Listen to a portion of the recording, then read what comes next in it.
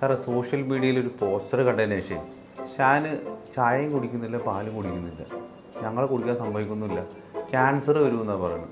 അങ്ങനെ എന്തെങ്കിലും സത്യമാണോ സാറേ? ക്യാൻസർ, പാൽ കുടിച്ചാൽ ക്യാൻസർ വരുമോ?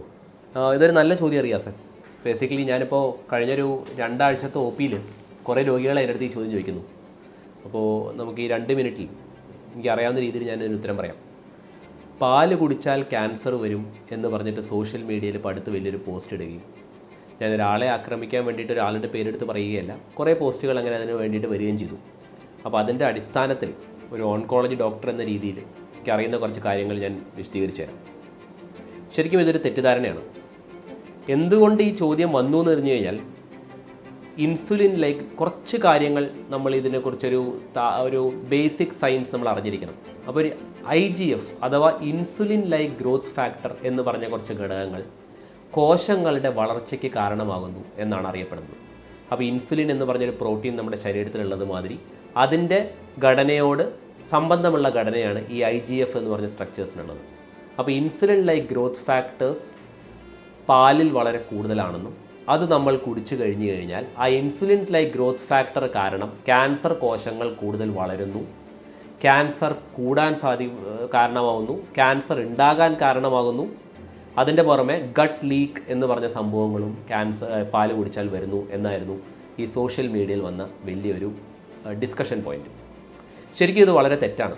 കാരണം ഇത് പറയുന്ന ആൾക്കത് എത്രത്തോളം അറിയുമെന്ന് എനിക്കറിയില്ല. സാധാരണ നമ്മൾ എന്തും വായയിലൂടെ കുടിച്ചു കഴിഞ്ഞു കഴിഞ്ഞാൽ ആ പ്രോട്ടീൻ, പ്രത്യേകിച്ച് ആ ഇൻസുലിൻ ലൈക്ക് ഗ്രോത്ത് ഫാക്ടർ എന്ന് പറഞ്ഞ പ്രോട്ടീൻ നേരിട്ട് അബ്സോർബ് ആവുന്നില്ല. അത് കുറേ അമിനോ ആസിഡുകളായി മാറിയിട്ടൊക്കെയാണ്, അല്ലാതെ അതേ രൂപത്തിൽ ഒരിക്കലും അബ്സോർപ്ഷൻ വരുന്നില്ല.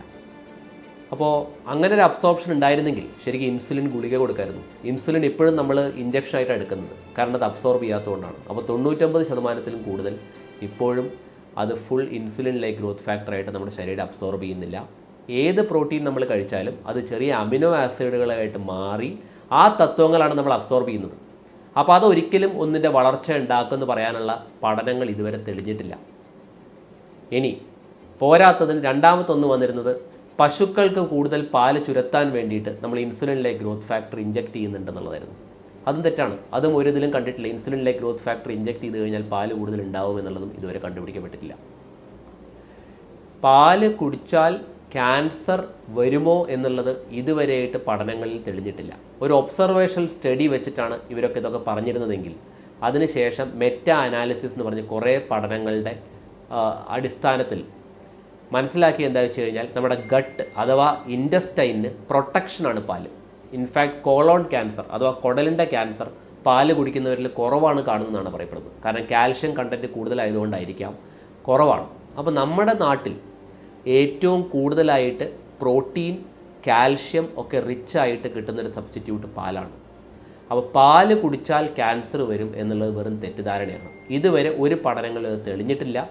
ഈ പറഞ്ഞിട്ടുള്ള IGF-1 എന്ന് പറഞ്ഞിട്ടുള്ള ഗ്രോത്ത് ഫാക്ടർ ആയിക്കോട്ടെ, അതല്ലെങ്കിൽ ഗട്ട് ലീക്ക് ഉണ്ടാവും, അല്ലെങ്കിൽ പശുവിന് IGF-1 കൊടുത്തു കഴിഞ്ഞ് കഴിഞ്ഞാൽ ക്യാൻസർ ഉണ്ടാവും എന്നുള്ളതൊക്കെ വെറും തെറ്റിദ്ധാരണയാണ്.